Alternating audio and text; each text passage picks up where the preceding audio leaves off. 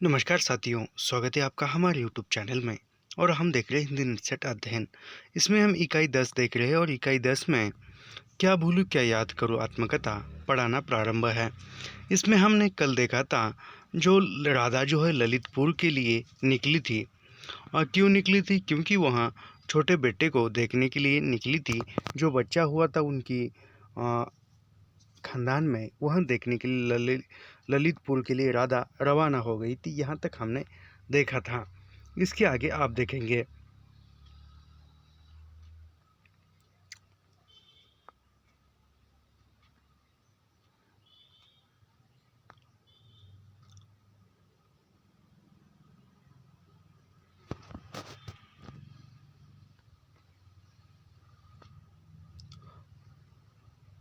पहले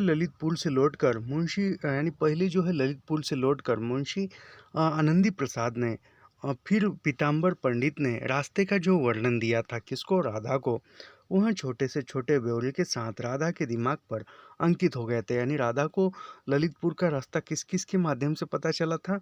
मुंशी आनंदी प्रसाद और पीताम्बर पंडित ने रास्ते का जो वर्णन बताया था वह उसके दिमाग ने कैच किया था, राधा के दिमाग में हो गया था। कहाँ से कहाँ तक पैदल जाना होता है, कहाँ बैलगाड़ी मिल जाती है, कहाँ शिरकम शिरकम की सुविधा है, कौन कौन नदी पार करनी पड़ती है। शिरकम यानी ऊँट गाड़ी, याद रखिए, करनी पड़ती है। कहाँ घाट है, कहाँ सराय, धर्मशाला, मंदिर है। रास्ते में एक के बाद एक कौन गांव, कस्बे, शहर पड़ते हैं। राधा का दिमाग दिमाग फोटोग्राफर का साधारण नहीं, सर का सर कारनामा का कैमरा था। किसका? राधा का दिमाग। जिस किसकी करामत करामत का प्रदर्शन कुछ साल पहले दिल्ली में अमेरिका की एक कंपनी ने किया था, जो देखकर नहीं सुनकर ही सब स्थानों की तस्वीरें खींच लेता था। राधा का यह गुण रास्ते में पड़ा काम आया। यानी राधा का यह गुण जो था रास्ता ढूंढने में काम आया। वे उस मार्ग पर इस आत्मविश्वास के साथ चली जैसे कई बार उस रास्ते पर आ चुकी है। दोनों स्त्रियों के स्वाभाविक भीतरी भय के कारण इस बात की बड़ी चिंता थी कि उनको बाहर नया और अजनबी न समझा जाए। मौसम न ज़्यादा गर्म था न ज़्यादा ठंडा। कंधों पर उन्होंने एक एक दोहर तक तह करके डाल डाल ली। कमर में एक एक चादर का पेटा लगा लिया। रात को यह बिछाने के काम आती। फेटा लंबी चलाई में कमर को कसी रहता। साथ ही उसी में राधा का रुपया और महंगनिया का गहना गुड़िया बंधा छिपा रहता। परदेश में उनको खनकाते चमकाते चलना, खतरा उठाना होता। इस प्रकार गहने ढोना महंग महंगी महंगिनिया को न सुहाता। वह चटकती मटकती चलना चाहती थी, पर टोली की कमांडिंग ऑफिसर राधा थी। यानी टोली की कमांडिंग कौन थी? तो वह राधा थी, और राधा अफसर थी। राधा जो हुक्म करे वह बाकी को मानना पड़ता था। महंग महगीनिया सेकंड इन कमांड थी। राधा की आज्ञा उसे माननी पड़ती। कभी कभी वह उनकी अवज्ञा भी करती। एक बार उसका दुष्परिणाम भी हुआ। एक एक डोलची भी उन्होंने हाथों में लटका ली, जिसमें लोटा, डोरी, धोती, अगोछा, सुरती, सुपरी, सरोता, चुनौती, सुमिरनी, गंगा गंगा जी की मिट्टी और एक गंगा जली रखी ली। यह मिट्टी और गंगा जली रास्ते में बहुत उपयोगी सिद्ध हुई। महगीनिया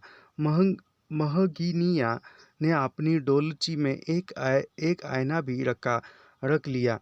हाथों में उन्होंने एक एक हल्की लाठी ले ली और चल पड़ी। लाठी में गुण बहुत है, सदा रखिए संग। यानी लाठी में बहुत गुण है, सदा रखिए संग। ये इम्पोर्टेंट पंक्ति है, याद रखिए, पूछा जा सकती है। लाठी में गुण बहुत है, सदा रखिए संग।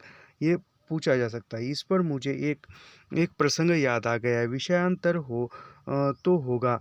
बात है सन 1948 की। स्वतंत्र भारत की विधान सभा में राष्ट्रगीत चुनने पर बहस हो रही थी। यानी 1948 के जो स्वतंत्र भारत की विधानसभा का चुनाव था, और उसमें जो राष्ट्रगीत कौन सा लेना है, इस पर बहस चल रही थी। पंडित द्वारका प्रसाद मिश्र ने शायद श्री रविंद्रनाथ रविशंकर शुक्ल की प्रेरणा से एक नया गीत प्रस्तुत किया था। उसमें कुछ परिवर्तन करके सुझाव देने के लिए मैंने एक लेख संगम में लिखा था, यानी संगम पत्रिका में। उसकी कटिंग मैंने श्री सच्चिदानंद सिन्हा को भेजी, जो विधानसभा के अध्यक्ष थे। उस समय में सच्चिदानंद सिन्हा जो थे वह विधानसभा के अध्यक्ष थे, और वह गीत बदलने के लिए, वो गीत का सुझाव देने के लिए हरिवंश राय बच्चन ने संगम पत्रिका में लेख लिखा था, और उसकी कटिंग जो है सच्चिदानंद सिन्हा को भेजी थी। वह विधानसभा के अध्यक्ष थे।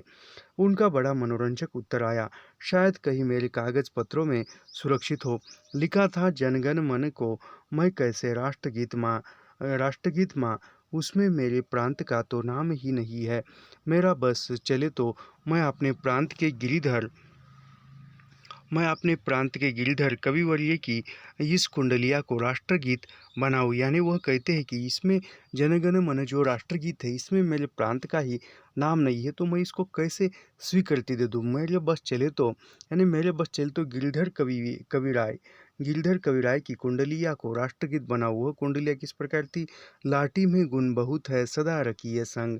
शायद उन्होंने स्वीकृत पुरातन की ओर से नवीन प्रेरणात्मक पर व्यंग किया हो। शायद उनके मन में हो कि भारत को अपनी सत्ता बना रखनी है तो उसे सैनिक दृष्टि से मजबूत बनाना होगा। हो सकता है उन्होंने केवल विनोद में ऐसा लिखा हो। फिर भी उनके बाद से जब भी मुझे अपने देश के ग्रामीणों की भीड़ देखने का अवसर मिला है, मैंने अपने मन में कहा कि हमारा राष्ट्रीय हथियार तो लाठी है। यानी लेखक राष्ट्रीय हथियार लाठी को मानते हैं, बंदूक या तलवार को नहीं। जैसे कमल हमारा राष्ट्रीय पुष्प है, यानी कमल जो है हमारा राष्ट्रीय पुष्प है। मयूर हमारा राष्ट्रीय पक्षी है, मयूर यानी मोर जो है राष्ट्रीय पक्षी है। बैल हमारा राष्ट्रीय पशु है कि जोड़ी हमारा सबसे अधिक ओट खींचती है। जो बैलों की जोड़ी जो है वो हम सबसे अधिक ओट खींचती है। आधुनिकता आधु अशुनिकना की शरीयत में हम ग्रामीण तो है ही, और शायद अभी बहुत दिनों तक रहेंगे।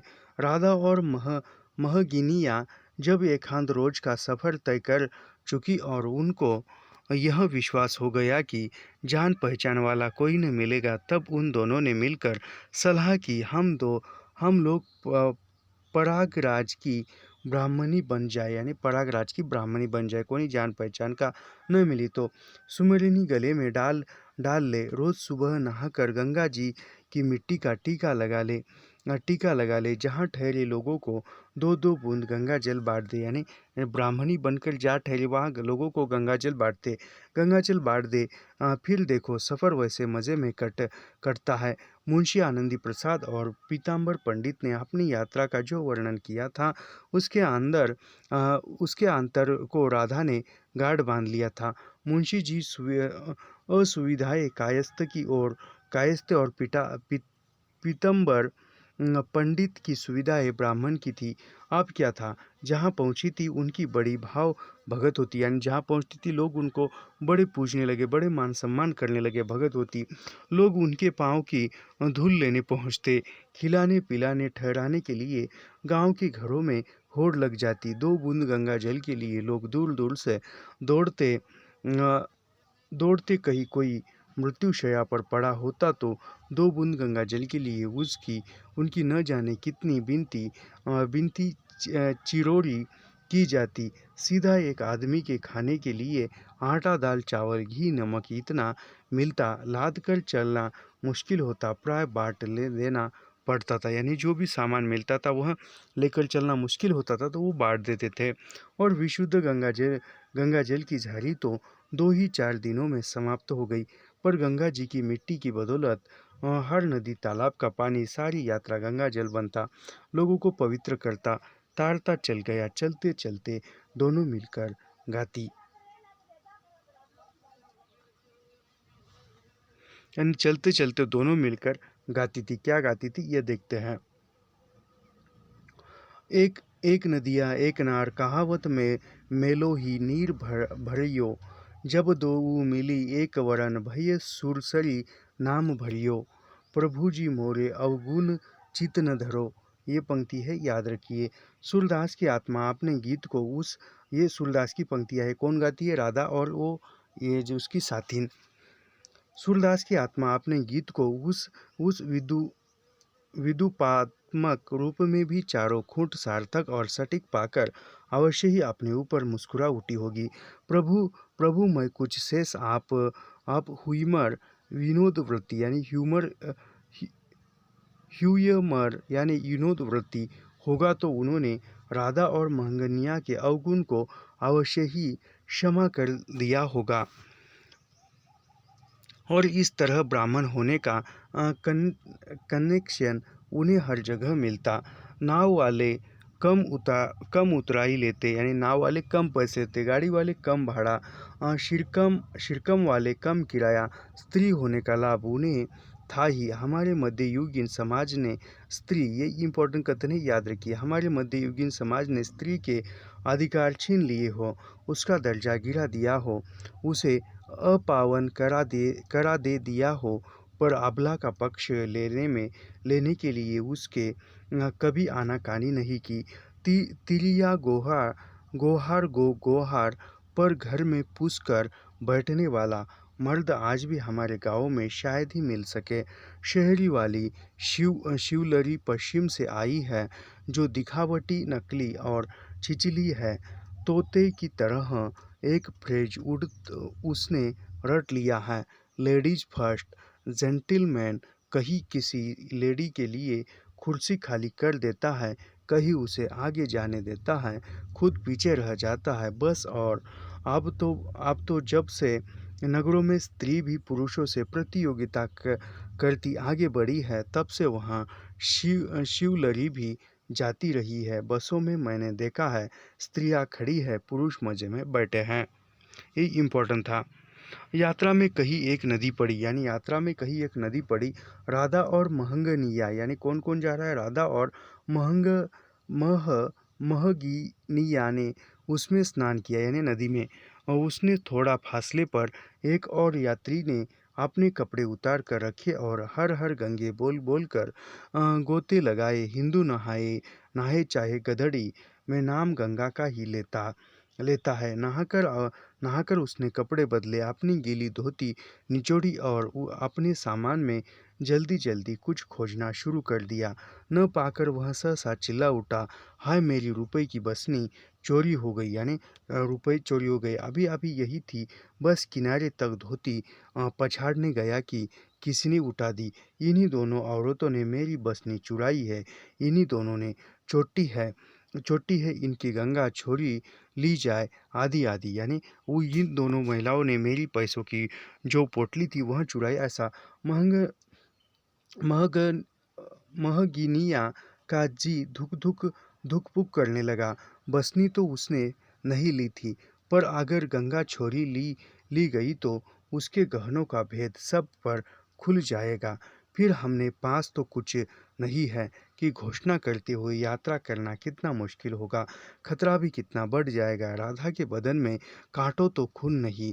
बसनी उन्होंने नहीं ली थी, यानी जो बसनी थी, पैसे की जो गठरी थी वह नहीं ली थी। पर उसने पास अपनी बसनी जो थी।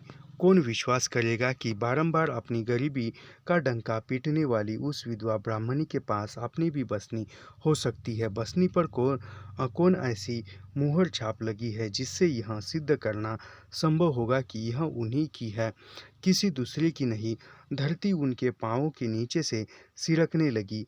वे सोचने लगी, रुपया जो पाएगा सो तो जाएगा ही, इसका इज्जत मिट्टी में मिल जाएगा, और अगर कोई पुलिस थानेदार आ गया तो उनकी हथकड़ी भी पहननी पड़ेगी। से भगवान कहीं से संकट आ पड़ा, कौन पाप उदय हुआ, यानी वह बोलते कि भगवान तुमने कौन सा पाप दिया। यात्री की हाय पुकार पर पहले 2-4, फिर 10-12, फिर 20-25 आदमियों ने इकट्ठा होकर उन्हें चारों ओर से घेर लिया। वे अच्छे खासी तमाशे की चीज़ बन गई। यात्री अपनी बात दोहरा ही जा रहा था। राधा और महगनिया ने एक दूसरे की आंखों में देखा और जैसे मंत्रणा कि हमने ब्राह्मणी बाना धारण किया है तो हमें कुछ ब्राह्मणी तेज तेहे का प्रदर्शन भी कराना चाहिए। नारी होने के नाते लोगों की कुछ दया करुण भी जगनी चाहिए। अभी तक यात्री का आरोप केवल शोर पर आधारित था। शोर से ही जोर शोर पकड़ रहा था, यानी चिल्लाकर बोल रहा था। राधा और महंगनिया ने अपना जबानी हमला ज़्यादा शोर करके आरंभ किया। एक आवाज़ पर दो आवाज़ें फिर औरतें की। जब औरतें अपनी ज़बान चलाती है तब मर्द अपनी तलवार म्यान में रख लेता है। ये इम्पोर्टेंट कथन है, याद रखिए। जब औरतें अपनी ज़बान चलाती है तब मर्द अपनी तलवार म्यान में रख लेता है। राधा ने तर्राए शोर में आना आना शुरू किया। हम प्रयागराज की ब्राह्मणियाँ हैं, ऊंचे कुल की, ऊंचे मौत की। हमारे यहाँ दिन रात पूजा पाठ कथा वार्ता। हम न किसी का छुआ खाए न किसी का छिपाया पिए। हम किसी की चोरी करने पाएगी दूसरे का सोना हमारे हमारे लेखे माटी है। राम राम। जो हमको झूठी चोरी लगाएगा उसके मुंह में कीड़े पड़ जाएंगे, उसकी 7 पीढ़ी नरक में पड़ेगी सड़ेगी। उधर महंग महगिनिया कहे जा रही थी, यानी ये महंगनिया कहे जा रही थी, हाय राम, हम बेचारी रान रेवा, न कोई आगे न कोई पीछे। आज हमारे सिर पर कोई होता तो किसी की मजाल होती कि हमको चोरी लगाए। बेसहारा को सब सताते हैं। हे भगवान, मेरे राज में कैसा अन्याय है। सच कहते हैं औरत और गरीबी की कोई इज्जत नहीं। ये कौन कहती है? यह जो है महगनिया महग महगिनिया कहती है। महगिनिया यह बात कहती है। कौन सी? औरत और गरीबी की कोई इज्जत नहीं। जो चाहे उसको ठुकराए, जो चाहे उसे उस पर पाप लगाए। किस पर? गरीबी और इज्जत पर। यह महग महगिनिया कहती है। याद रखिए, उच्चारण में ये हो रहा है और गले में भी दर्द है, कोई बात नहीं है। हम देखेंगे चोरी उन्होंने उन्होंने की नहीं थी, यानी चोरी इन दोनों ने नहीं की थी। भीतरी मनोबल उनमें था ही। नायब साहब की बहन के तेवर चढ़ गए, ओठ फड़फड़ाने लगे थे। महा महागिनिया बल बल रोए जा रही थी। चाल ठीक ही बैठी। भीड़ की सहानुभूति उसकी ओर हो चली थी। एकाध सुर सुनाई पड़े, कहीं और बसनी गिरा आया आया और अब बेचारी विधवा ब्राह्मणियों को चोरी लगाकर उनकी बेइज्जती करना चाहता है। इतने में एक पूर्णिया आ गए, यानी पूर्णिया आ गए। उन्होंने सबको चुप कराया। बोले, धरती बसनी बसनी लीन नहीं सकती। पहले अपनी अपनी तलाशी लो, यानी पहले अपनी अपनी तलाशी लो, फिर धरती की तलाशी लो। चीज़ जाएगी कहाँ, यानी वस्तु कहाँ जाएगी। किनारे की चंपा भूमि खोजी गई। कुछ लोग नदी में उतरे और वहाँ के तल को डुबकी मार मार कर छाना गया। जहाँ खड्डे होकर यात्री ने स्नान किया था, और अंत में बसनी पानी में मिल गई, यानी अंत में जो बसनी थी वह पानी में मिल गई। लेकिन ठीक किनारे पर बात यह हुई कि यात्री बसनी कमर में बांधे हुए नहाने उतर पड़ा था। यानी यात्री जो था वह जो पैसों की या गहनों की जो भी बसनी था, पोटली थी, वह कमर में बांधकर नहाने के लिए नदी में उतरा था और वह पानी में ही डूब गई थी। नहाने उतर पड़ा था। ऊपर आकर जब उसने धोती छोड़ी तो बसनी भी उतर गई। जब कपड़े बदलकर वह भीगी धोती पछाड़ने को किनारे पर गया तो बसनी खिसक कर तह तह में बैठ गई। राधा महंगनिया की जान में जान आ गई। सारी भीड़ के सामने उनकी सच्चाई जो सिद्ध हुई तो उसके मुंह को 4 चांद लग गए और उनका कद 4 अंगुली बढ़ गया। यात्री की बड़ी लानत मलामत हुई। ब्राह्मणियों पर झूठा दोष लगाने पर उसे भी बड़ी लाज लगी और उसने उनका पांव छूकर माफ़ी मांगी। रुपया मिलने की खुशी में उसने उनको 1-1 रुपया दक्षिणा दी और दोनों ने यह याद कर कि ब्राह्मण को जल्दी ही प्रसन्न हो जाना चाहिए। यानी उस जो यात्री ने ही 1-1 रुपया दक्षिणा दी उन दोनों महिलाओं को, राधा को और महगिनिया को 1-1 रुपया दक्षिणा दी। याद रखिए। दक्षिणा स्वीकार कर ली और आशीर्वाद दे दिया। जाओ गंगा माई तुम्हार भला करे, यानी आशीर्वाद दे दिया राधा ने और महगनिया ने। क्या आशीर्वाद दिया? जाओ गंगा माई तुम्हारा भला करे। भगवती सबके भूल चूक क्षमा करे, यानी सबके भूल चूक जो है वह क्षमा करे। इस घटना के 2-3 दिन बाद महगनिया ने एक ऐसी बात की जो इससे भी बड़ी विपत्ति की भूमिका बनी। किसी छोटे मोटे कस्बे में सराय सराय या धर्मशाला में दोनों ठहरी थी। राधा जब नहा धोकर लौटी तो महगनिया को देखकर स्तब्ध रह गई। वह पहले ही नहा धो आई थी।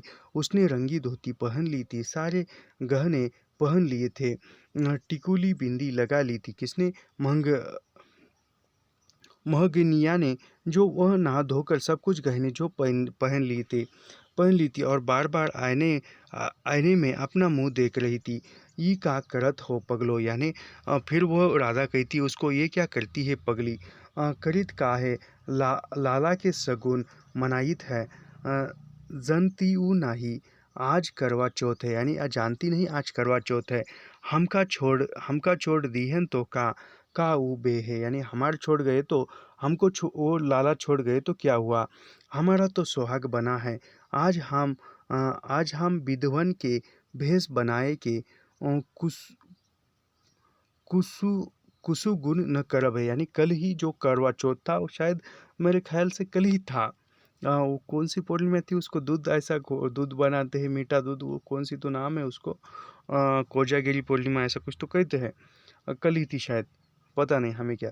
राधा का मुंह बंद हो गया। करवा चौथ का व्रत स्त्रियां अपने पति के दीर्घ जीवन के लिए रखती है, यानी जो करवा चौथ का व्रत है वह स्त्रियां जो है अपने पति के लंबी उम्र के लिए रखती है। महगनिया रखेल होकर भी भावना पत्नी की रखती थी, यानी महंगनिया जो थी वह रखेल थी, फिर भी उसके मन में पत्नी की भावना थी।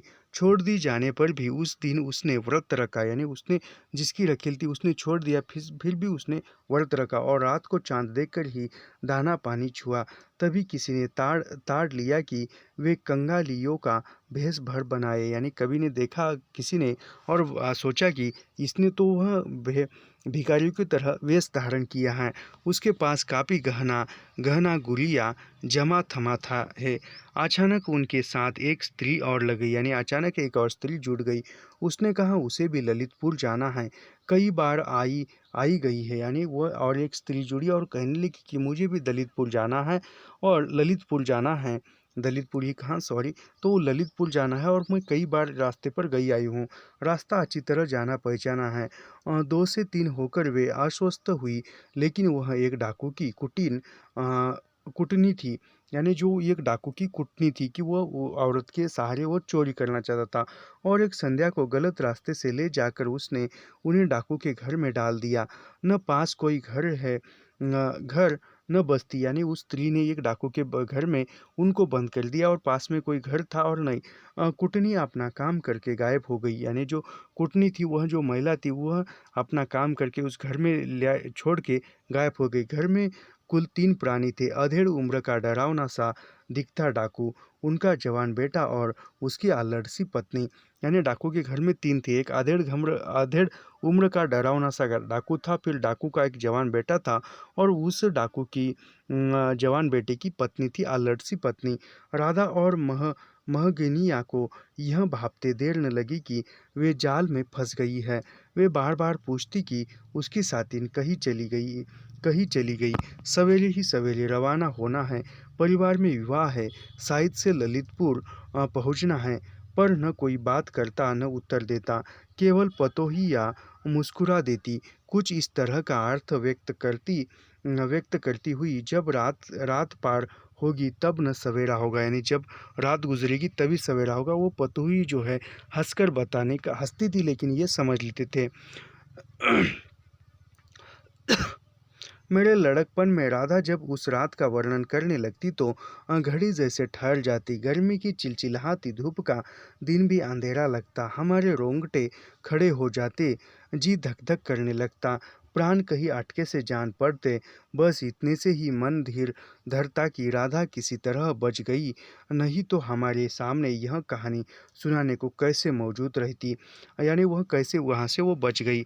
और डाकू के घर में आगे एक दालन था, यानी डाकू के घर में आगे एक दालन थी, उसके पीछे एक बरोटा था जिसका एक दरवाज़ा आगे खुलता था, एक पीछे की दालान में जिसके सामने लंबा आंगन था, जिसके पीछे और कई कोठरियाँ थी।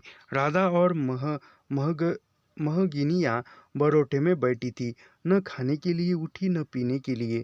कह दिया हम लोग सूरज डूबने से पहले जो खाना पीना होता है खा पी लेती है, यानी सूरज डूबने से पहले जब तक दिन है तभी, बात को कुछ नहीं लेती।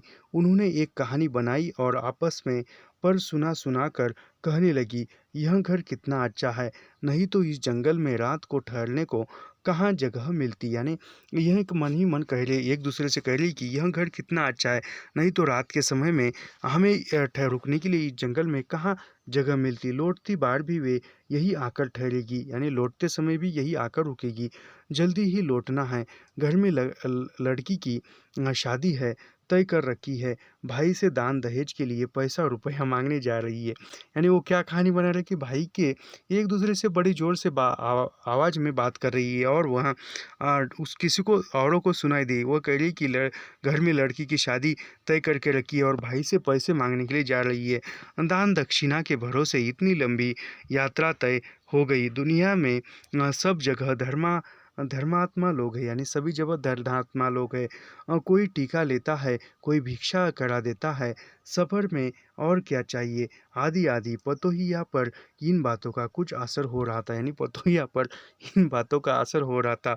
डाकू और उसके बेटे को कुटनी ने दूसरी ही खबर दी थी, यानी डाकू और उसके बेटे को कुटनी ने दूसरी खबर दी थी। कुटनी यानी जो कूटनीति के आधार पर फंसाने वाली। कुछ रात एक डाकू ने बाहरी दरवाजे पर दो बड़ी बड़ी सींग वाले बैल लाकर बांध दिए। यानी जो रात रात में जो है डाकू ने बाहरी दरवाजे पर दो बैल जो है बड़े सींग वाले लाकर बांध दिए। फिर एक बड़ा सा गंडासा लेकर बरोड़े में आया, यानी एक बड़ा सा गंडासा लिया और अंदर आया। एक कोने में गड़ी लकड़ी पर उसने कुछ देर देर कुट्टी काटी, फिर दरवाजे की सांकल लगाई, बेड़ा लगाया और ठीक सामने चारपाई लगाकर लेट गया। गंडासे को तकिए के नीचे रख लिया। भीतर की तरफ दालन में उसके पूत पतेहू लेटे रेंडी के तेल का एक मात्र दिया बुझा दिया, यानी जो एरंडी का तेल होता है, मराठी में उसको एरंडी कहते हैं, और रेंडी का तेल का जो दिया था वहाँ बुझा दिया गया, और घर घर अंधकार गंध और सन्नाटे में डूब गया। राधा और महगनिया ने अपनी अपनी सुमिरनी निकाल ली, यानी अपनी अपनी सुमिरनी निकाली। बोली, हम लोग कुछ देर सुमिरन करेगी, फिर यही यही ढुनुक रहेगी, यानी कुछ सुमिरन गाएगी और यही पढ़ेंगे, तड़के ही चल देना है। राधा और महगिनिया एक दूसरे से इतना सटकर बैठ गई कि उसको एक दूसरे की छाती की धड़कन सुनाई देने पड़ने लगी, यानी एक दूसरे से सटकर पड़। उसने हाथ पांव पाला हो रहे थे। जितने देवी देवता याद आए सबकी मनोतियाँ मान डाली। जो आज प्राण बच गए तो जो आज प्राण बच गए तो चकेसरी देवी तुमको इतना नेवज है, गंगा माई तुमको इतना दूध है, महावीर स्वामी तुमको इतनी गुड़ धनिया। एक एक पल जुग की तरह बीतने लगी। कहाँ की नींद पलक तक झपना भूल गई। कभी डाकू करवट लेता तो उसकी चारपाई चरमराती, कभी पूत पतेहू की चारपाई से कुछ खुसफुस होती, कभी कान के पास मच्छरों की सू सू होती, बाकी सब चुपचाप, यानी यहाँ वहाँ की आवाज़ आती।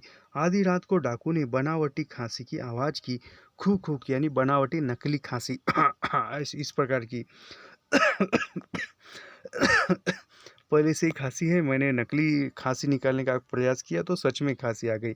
बेटे की चारपाई से बनावटी खांसी के स्वर में उतर आया, यानी एक दूसरे से वहाँ एक नाटकीय खांसी, यानी यहाँ पर डाकू ऐसा करता है और फिर अंदर से चारपाई से बेटा भी यानी जो हम आपके कौन फिल्म में जैसे सलमान खान और वो हीरोइन एक दूसरे को मैसेज भेजती है, उसी प्रकार वह करने लगे। राधा महंगनिया का खून सूख गए, यानी ये दोनों डर लगी। उठो, बाप की चारपाई की सास बोली, यानी उठो चारपाई सास बोली, अब नाय। बेटे की चारपाई की सास ने उत्तर दिया, यानी बेटे की चारपाई ने सास उत्तर दिया कि अब नहीं उठना है। बेटे की सास कह रही थी, दे रे छुरिया, यानी छुरी दे। बहू की सास कह रही थी, यानी जो सांसों की आवाज़ें, कौवा मारे डखना हाथ, यानी डखना यानी दाया शोर और सांस का यह कथोपकथन कई बार हुआ। तेज आवाज से कान का बहरा होना तो सुना है। उस धीमी आवाज से भी राधा महंगनिया के कान सुन्न हो गए। राधा बताती, आधी रात के बाद रात की ऐसी घड़ी आती है जब तारों की पलकों पर भी खुमारी छा जाती है, यानी नींद आती है सुबह सुबह 3-4 के बीच में। सदा चलती रहने वाली हवा एकदम थम जाती है। न एक डाली हिलती है, न एक तिनका डोलता है, न एक तिनका खिसकता है। उस समय दुसह से दुसह पीड़ा शांत हो जाती है। कड़ी से कड़ी चोट का दर्द जाता रहता है। बड़ी से बड़ी चिंता का पंजा ढीला हो जाता है। बेचैन से बेचैन मरीज को चैन आ जाता है। दह में दमहे दमे में दमे के रोगी की भी आँख लग जाती है। बिरहीन के भी आंसू की लड़ टूट जाती है। और महाकाल की रात महाकाल की छाती पर सिर थरक कर एक झपकी ले लेती है। वह घड़ी काल की गणना में नहीं आती। यानी एक रात में एक आप जग कर देखिए, एक ऐसा समय आता है, आप कितने भी कंट्रोल करो नींद पर, आपको नींद आ ही जाती है। ऐसे ही घड़ी का ध्यान कर सप्तशतीकार ने लिखा होगा, यानी ये सप्तशतीकार ने लिखी हुई पंक्तियाँ है। या देव सर्वभूतेषु निद्रा रूपेण संस्थिता, नमस्तते नमस्तते नमस्तुते नमो नमः। ये जो है किसने लिखा है? ये सप्तशतीकार ने लिखा है। तब मैंने कब समझा होगा कि अवसाद और उन्माद की भी ऐसी घड़ियों को भोगने का जोग मेरी आँखों की कितना लिख कर लाई है। सुन रहा हूँ शांति इतनी है, टपकती बूंद जितनी जितनी ये पंक्तियाँ अच्छी लगती है, हम पढ़ेंगे। सुन रहा हूँ शांति इतनी है, टपकती बूंद जितनी ओस की जिसने दुर्मों का गात रात भिगो गई है। रात आधी हो गई है, इस समय हिलती नहीं है एक डाली, इस समय हिलता नहीं है एक पत्ता। यही यदि प्रणय जागा न होता, एक निशा में सुप्त होती विश्व की संपूर्ण सत्ता। राधा भी उस रात को उसी घड़ी की सजग प्रतीक्षा में थी जब विश्व की संपूर्ण सत्ता सुप्त हो जाती है। ऐसी ही एक और रात उन्हें याद थी जब अपनी साल भर की बच्ची को अफीम से सुलाकर उन्होंने अपनी ससुराल के कारागार से निकाल भागने के लिए इसी तरह की शब्द संज्ञा शून्य घड़ी की प्रतीक्षा की थी। यानी जब राधा अपने ससुराल से भागी थी तो बच्ची बीच में रोए ना, इसलिए उसमें जो अफीम उसको खिलाकर सुलाया था, और इसी घड़ी में वह भाग आई थी ससुराल से। राधा और महगनिया के विचार के तार उस समय साथ ही नहीं जुड़े थे, एक थे। दोनों ने एक साथ एक दूसरे के अंगूठे को दबाया, अपनी अपनी डोलची में पड़े धोती अगोछे को इस तरह दबाया कसा कि उठाने पर किसी चीज़ की धड़कन न हो। महगनियों ने दोनों डोलचियाँ एक एक हाथ में ले ली। राधा खाली हाथ आगे बढ़ी। कोने से डाकू की चारपाई, जांगी समुद्र लांघने वाले हनुमान गोसाई को सुमिर कर दरवाजे के सामने लगे बेड़े को उन्होंने ऐसे निकाला जैसे कोई आँख में पड़ा तिनका निकाले। यानी आँखों में पड़ा तिनका जिस प्रकार निकाला जाता है उस प्रकार वह साकल निकाले। साकल ऐसे छुए जैसे कोई अपना बलतोड़ पाका छू रहा हो। दरवाज़ा ऐसे खोला जैसे कोई अपने घाव की पट्टी हटा रहा। सीरी सीरी बयार मुंह पर लगी। राधा ने यमराज की देहरी पार कर ली थी, पर हाय राम, महंगनिया डायन क्यों नहीं निकली। पल पल पहाड़ लगा। महगिनिया ने एक पांव बाहर रखा था कि बैल ने झोंकारा, यानी बैल ने आवाज़ किया, पर झोंकार से ही जैसे वह कूद कर बाहर हो गई, नहीं तो दूसरा पांव उठाते उसे दूसरा जुग लगता। डाकू की नाक बोली। दोनों के अभिमान का मानो शंखनाद हुआ। वे भंगी नहीं उड़ी। कृष्ण पक्ष का हंसिया सा चांद निकला हुआ था। वे उनकी ओर पीठ किए हुए उड़ी जा रही थी। क्या डेह ठोकर उसने पाँवों में लगा रही थी, क्या कांटी खूंटी उनके तलवों को चीर रही थी। उन्हें कुछ पता नहीं, यानी वो कांटों में इसमें वो चलती आ रही थी। जब दोनों 3-4 घंटे तक लगातार भागते भागते लस्त पस्त हो गई और कुछ कुछ उजियाला होने लगा तो एक चौरस चट्टान पर लेट गई। पथरीला इलाका था, कुछ दूर पर एक चौड़ा नाला बह रहा था, लेकिन थाहने वाली लाठियाँ तो डाकू के घर ही छूट गई थी। जो लाठियाँ थी डाकू के घर ही छूट गई। महंगनिया बोली, तो डकुआ डकुआ पछी तावत आवत हो, यानी जो डाकू है वह आप पछतावा करता है। राधा ने उत्तर दिया, जो वही के हाथे मौत बंदी बंदी होई तब बेचाई। और दोनों भूखी भूखी टकी अधमरी सुबह की सुहाती धूप की सेक पाकर सो गई। दिन चढ़ाया, दोपहर हो गई, न कहीं आदमी न आदमजाद। उन्होंने नाले में नहाया, कपड़े धोए, सुखाए और जिधर से नाला आ रहा था उसी तरफ जाने का निश्चय किया, दक्षिण की ओर। आप आदमी पानी से दूर नहीं बसता, यानी आदमी जो है पानी से दूर नहीं बसता, इसलिए वह पानी की दिशा में जा रही थी। अंधेरा होते ही पास के गांव खेड़े के दिए दिखाई दिए, यानी अंधेरा होते ही पास के गांव के जो दिए थे वह दिखाई लगे। कभी कभी जो चीज़ें उजाले में नहीं दिखाई देती अंधेरे में अपना पता सहज दे जाती है। ये कितना इम्पोर्टेंट कथन है।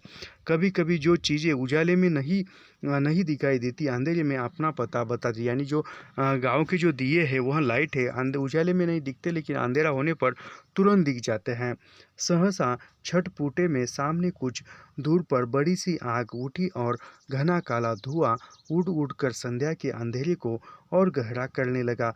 वे किसी मरघट के निकट पहुंच गई थी। एक चिता अभी अभी ही जली थी, यानी एक स्मशान के तरफ जा रही थी और चिता जो है जल रही थी। लपेटों के उजाले में कुछ मानव आकृतियां भी दिखाई दी। चिंता के प्रकाश में राधा और महगनिया के लिए जीवन और आशा की किरणें छिटक रही थी। वे आगे बढ़ती गई, यहाँ तक कि ज्वालाओं का रक्तिम तप्त प्रकाश उनके चेहरों पर पड़ने लगा। मुर्दों के साथ आए हुए लोग इन दो अपरिचित अप्रत्याशित मूर्तियों को देखकर ठिठक गए। राधा ने अपना हाथ उठाया, बोली, डेरा जी डरो मत, यानी डरो मत। हमहु मनइये अहिन प्रयागराज की ब्राह्मणिया अहिन, यानी हम जो है प्रयागराज की ब्राह्मणी है। ललितपुर जात रहीन, रतोदी होत है, यानी ललितपुर जाना चाहते हैं और रात हो गई है। कल सांझ से राह बगद गई, यानी कल सांझ से हम दे चल रहे हैं। रात भर भटकन रही, यानी रात भर हम भटके हैं, हमें सहारा नहीं मिला। सवेरे नरवा पर पहुंची है, यानी सवेरे उस जो नहर थी वहाँ पर पहुँचे और वहाँ से यहाँ आए। मील भर पर गांव था, यानी यहाँ वहाँ से एक मील की दूरी पर गांव था। लोग उन्हें गांव ले गए। सवेरे एक व्यापारी की बैलगाड़ी ललितपुर के निकट ही एक गांव को जाने को थी, यानी सुबह गांव से एक व्यापारी की बैलगाड़ी ललितपुर के निकट जा रही थी। यहाँ से ललितपुर आधे दिन का रास्ता था। 1.5 दिन बाद वे ललितपुर पहुँच गई, यानी पूछते पूछते जेल पहुँची। जेल के निकट ही जेल के दारोगा का क्वार्टर था। कुछ फासले पर पक्का इंदारा था। दोनों ने यही बैठकर हाथ पैर धोए, कपड़े बदले। महंगनिया ने राधा की अनुमति पाकर अपने गहने पहन लिए। बोली, हम नंगी बूची चली है तो पास पड़ोस के का सोचिए। इतने बड़े हकीम के घर से मिक्की यने आई है। और उसने 2-2 सोने की चूड़ियाँ राधा की कलाई में भी डाल दी। 14 नवंबर 1962 की संध्या को मैं उसी इरांदे पर खड़ा था जिस पर राधा ने लगभग 90 वर्ष पूर्व अपनी लंबी यात्रा की थकान धोई थी। वहाँ से चारों ओर निगाहें डालकर मैंने एक बार फिर मन ही मन राधा की देखने और वर्णन करने की शक्ति की सराहना की। मैंने अपने लड़कपन में पहले राधा से और फिर अपने पिताजी से ललितपुर का जो वर्णन सुना था, उससे वह मेरी स्मृति में एक भावना केंद्र के संबंध बन गया था। मनुष्य बचपन का जिस माटी पर लौटता है, ये याद रखिए, मनुष्य का बचपन जिस माटी पर लौटता है, मनुष्य का लड़कपन जिस धूली खेलता है, वह उसके व्यक्तित्व में इतनी रस बस जाती है कि उसे अलगाना, झाड़ देना या भुला देना असंभव होता है। ये इम्पोर्टेंट कथन है, यहाँ से याद रखिए। कहाँ से? मनुष्य का बचपन जिस माटी पर लौटता है, यानी मनुष्य का बचपन जिस मिट्टी में बीत जाता है, जिस मिट्टी में वह खेलता है और उस मिट्टी की धूल जो है उस धूल में खेला होता है, वह जो धूल है, वह जो मिट्टी है, उसके व्यक्तित्व में इतना रस बस देती कि वह चाहकर भी उस धूल को, उस मिट्टी को भूला नहीं सकता। काफ़ी इम्पोर्टेंट कथन है, परीक्षा में पूछा जाने योग्य है, याद रखिए। मनुष्य का बचपन जिस माटी पर लौटता है, मनुष्य का लड़कपन जिस धूली धूली खेलता है, वह उसके व्यक्तित्व में इतनी रस बस जाती है कि उसे अलगाना, झाड़ देना या भूल देना असंभव होता है। मुखर भावुकों में यही मिट्टी बोलती है, यानी जो बड़े होते हैं तो वो यही मिट्टी बोलती है, यही मिट्टी उसके स्वभाव में, उसके गुणों में दिखाई देती है। प्रतिभावना इस मिट्टी को कितना सजीव बना जाते हैं, यानी जो प्रतिभावना है वह इस मिट्टी को कितना सजीव रूप देते हैं। मुझे टैगोर और गोकी याद आ गए। दोनों ने अपने बचपन की धरती को कितना दुराया है, यानी दोनों ने, टैगोर ने और गोकी ने, अपने बचपन की भूमि को कितना ये किया है। जीवन जीवन जो सहज भाव से करता है, साहित्य उसी की तो पकड़, यानी ये इम्पोर्टेंट कथन है, याद रखिए, हम इसको भी पढ़ेंगे। जीवन जो सहज भाव से करता है, यानी जीवन जो सहज भाव से जीता है, साहित्य उसी की तो पकड़ और बहिष्कार है।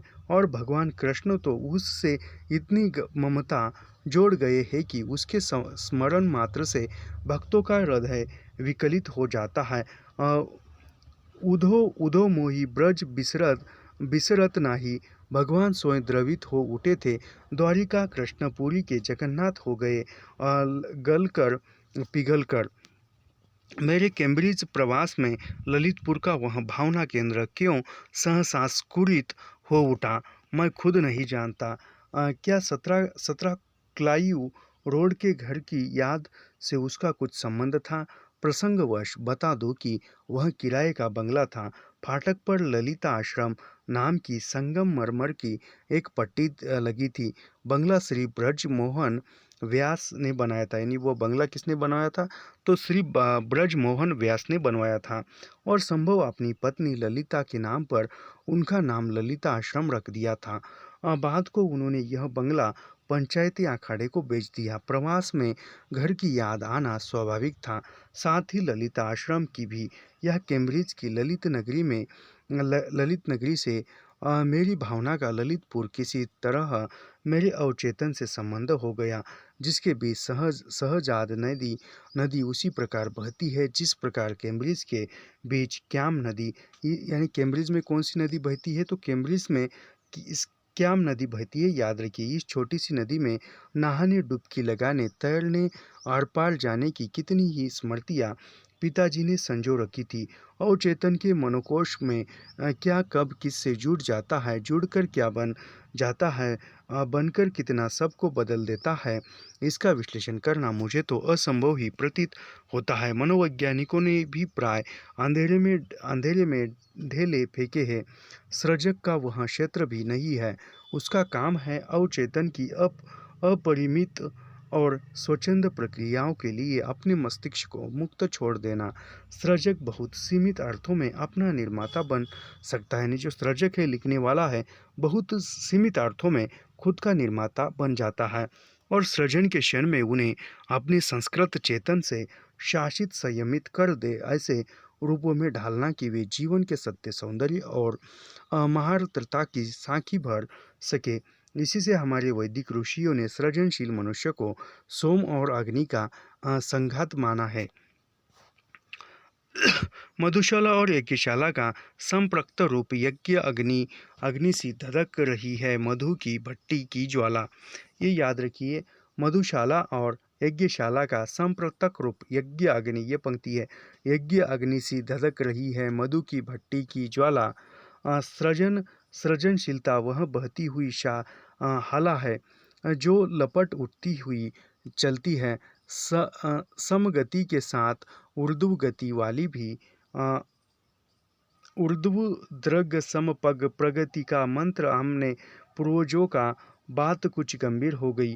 कैम्ब्रिज में मैंने ललितपुर पर एक कविता लिखी जो बात को आरती और अंगारे में प्रकाशित हुई। यानी कैम्ब्रिज में जब लेखक रहते थे तब उन्होंने ललितपुर पर एक कविता लिखी और वो ललितपुर पर लिखी हुई कविता जो उनका एक संग्रह था, कविता संग्रह आरती और अंगारे का कविता संग्रह में प्रकाशित हुई थी।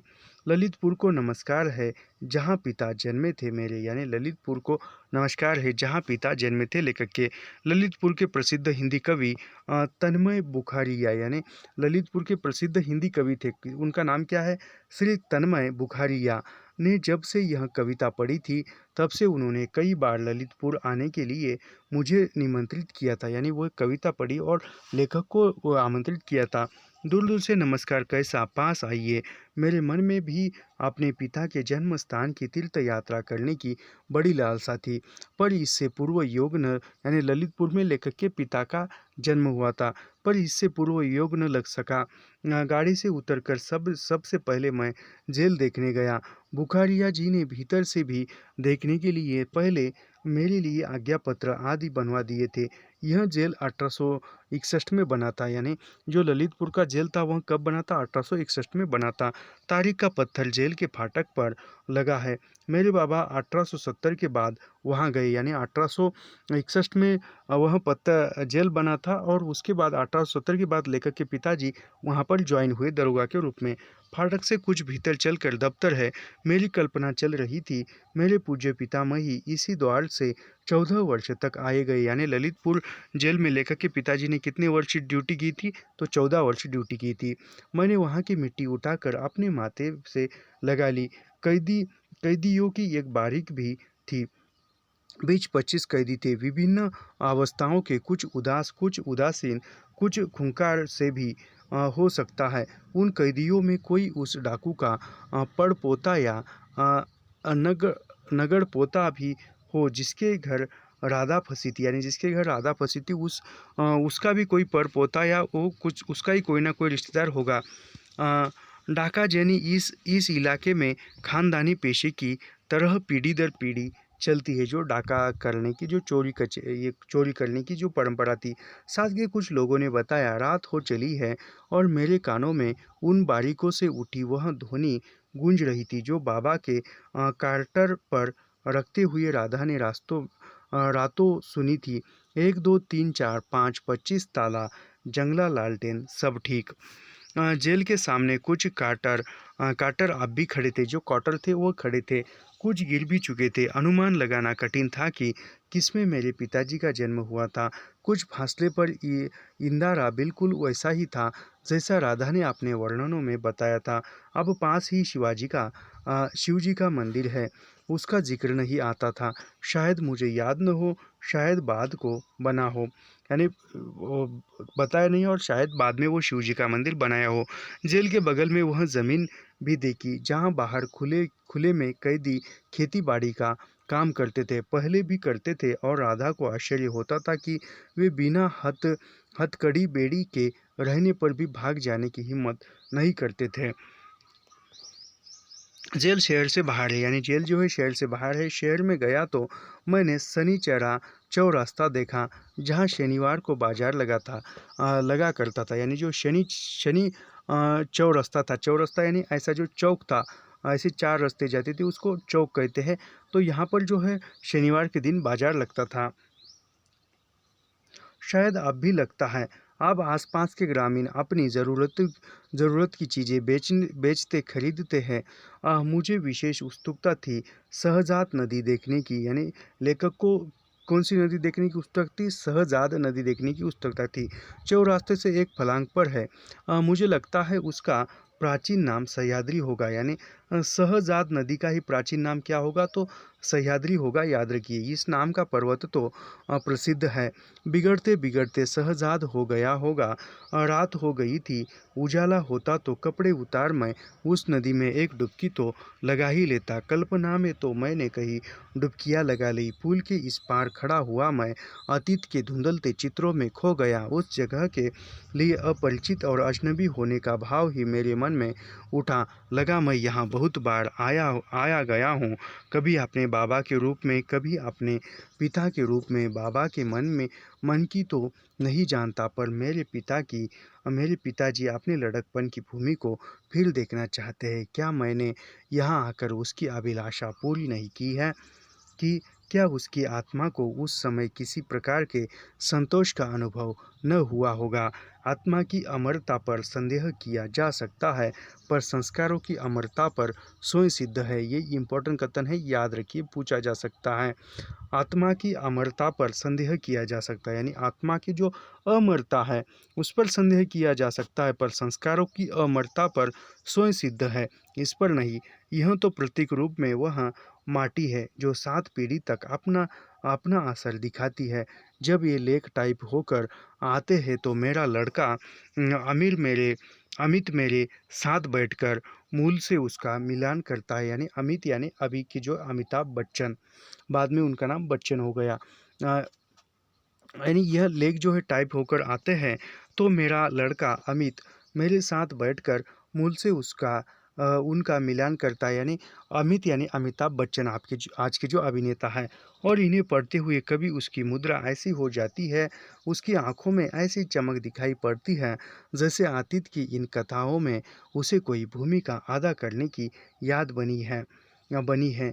क्या हमारे पूर्वज ही हमारे रूपों में नहीं आते? क्या हमें अपनी संतानों के रूप में नहीं आएंगे? जीवन के संकेत स्वल्प होकर भी बड़ा अर्थ रखते हैं। लड़कपन में राधा जब मुझे गुस्से में आपे से बाहर देखती, बुद्ध से कह देती ऐसे श्री नायब साहब आ गए। कभी मुझे बहुत शांत सौम्य पाती तो कहती, का कहे क है, इतनी जून तो भोलानाथ की छाया पड़ी है, यानी इस पर तो भोलानाथ की तरह छाया पड़ी है, और गुस्सा होती तो वो नवाब की जैसी। राधा कार्टर पहुंची, यानी राधा जो है वह क्वार्टर में पहुंची तो अपनी भतीजी से लिपट कर खूब रोई। जब से बाबा और दादी इलाहाबाद से चले गए थे, राधा और महारानी ने तंगी और अपमान का अनुभव तो किया ही था। छिपे छिपे बनिए का काम करने में उसकी आत्मा पुराने संस्कारों के कारण कुंठित तो हुई थी। फिर रास्ते में क्या क्या मुसीबतें आई थी, जान तक पर आ बनी थी। कितने दिनों का सारा सहा झेला, जैसे एक साथ ही उमड़ पड़ा। रोने के ही स्वर में लय बांधकर उन्होंने अपने जीवन और यात्रा का सारा सुख दुख सुना डाला। गांव की स्त्रियों की इसी कला पर मुझे कभी कभी बड़ा आश्चर्य होता है। रोते समय हृदय इतना भरा होता है कि मुंह से शब्द नहीं निकलते, यानी लेखक कहते हैं कि जो गांव की महिलाएं रोते समय इतना रोती है कि मुंह से शब्द भी नहीं निकल पाते। बात कहते समय मस्तिष्क इतना सत्कर्त प्रबुद्ध रहता है कि रोना आंसू निकालना बंद हो जाता है। हमारी गांव की स्त्रियां क्या चमत्कार करती है कि रोती भी जाती है और भी कहती जाती है, यानी गांव की स्त्रियां जो रोती है और बात भी करती है, यानी रोते रोते ही वह बोलती है। आंसू की लड़ी टूटती है न बात की कड़ी, यानी आंसू भी नहीं रुकते और बात भी नहीं रुकती। भावना और विचार के इस अद्भुत समन्वय को मैं समझ और साध सकता तो काव्य कला के लिए उसका बड़ा उपयोग हो सकता। ये इम्पोर्टेंट कथन है, याद रखिए। भावना और विचार के इस अद्भुत समन्वय को मैं समझ और साध सकता तो काव्य कला के लिए उसका बड़ा उपयोग हो सकता था। ये किसका कथन है? तो ये हरिवंश राय बच्चन का कथन है। आप किसी अन्य का लगाएंगे।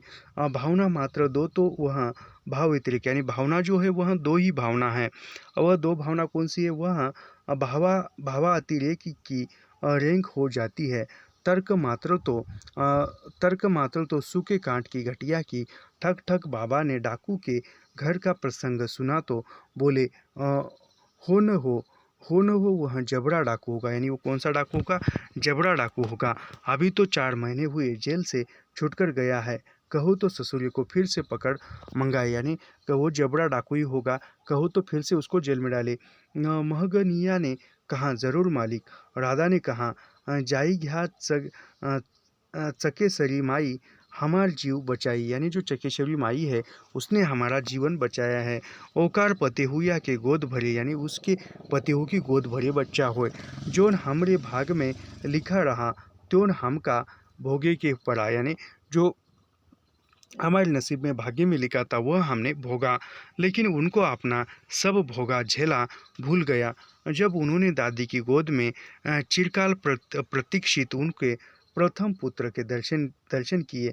राधा के वर्णन की तो पूरी मुझे स्मृति नहीं, पर मैं कल्पना करता हूँ कि बाल प्रताप नारायण, यानी लेखक के पिता का नाम बाल प्रताप नारायण, को गौर से देखकर उन्होंने अवश्य ही कहा होगा, बेटवा तो साफे अपने आजा पर पड़ा है, यानी आजा कौन, जो नवाब राय थे उस पर गया है। राधा की एक थ्योरी थी कि हमारे परिवार में लड़के अपने पिता पर न जाकर अपने पिता मह पर जाते थे, यानी राधा के अनुसार लड़के जो थे वह अपने पिता पर न जाकर पिता के पिता पर जाते थे, यानी दादा पर। मुझे लगता है कि उनकी बात में कुछ सच्चाई ज़रूर है। गुण स्वभाव इतने सूक्ष्म होते हैं कि उनके वास्तविक रूप को जाना भी जा सके तो उनसे कोई परिणाम निकलना कठिन है। पर जब मैं अपनी पिछली 5 पीढ़ियों के कद और काठी का ध्यान रखता हूँ तो गधा की थ्योरी को बल मिलता है। मेरे परबाबा, जैसा मैंने राधा से सुना, 6 फुटे जवान थे, यानी लेखक के परदादा जो थे वह 6 फुट के लंबे थे। और अभी अमिताभ बच्चन है वह भी लंबे हैं। मेरे बाबा मंझोले कद के थे, यानी लेखक के पिताजी प्रताप नारायण जो थे वह मंझले कद के थे, छोटे थे। मेरे पिता फिर लंबे, यानी लेखक के पिता फिर लंबे थे। प्रताप नारायण ये मंझोली बाबा थे और लेखक के पिता फिर लंबे, 6 फुट से कुछ ऊपर ही थे। मैं 5.5 के ऊपर नहीं जा सका, यानी लेखक की उम्र ऊंचाई कितनी थी, 5.5 फुट, और अभी अमिताभ बच्चन की और उनके बेटे अभिषेक बच्चन की ऊंचाई ज़्यादा है, नहीं जा सका। मेरा छोटा भाई अवश्य कद में लगभग उनके बराबर था, यानी छोटे भाई की उम्र ऊंचाई अच्छी खासी थी।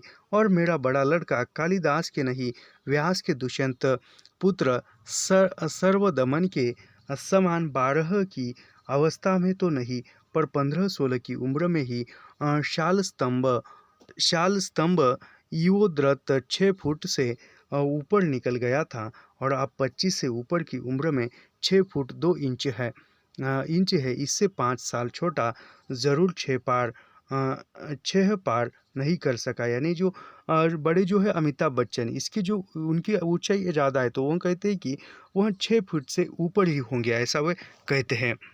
कभी अमिताभ बच्चन से मिलने का अवसर आया तो अवश्य यह मैं उनको कहूँगा, लेकिन अवसर कब आएगा मिलने का पता नहीं। अगर कद काठी से गुण स्वभाव का शायद नहीं भी आ सकता, क्योंकि मेरी उम्र अभी जो है, अभी मेरी उम्र 25 अभी प्रारंभ हो जाएगी जनवरी से, और वह उतने बुजुर्ग व्यक्ति है, फिर भी देखते हैं।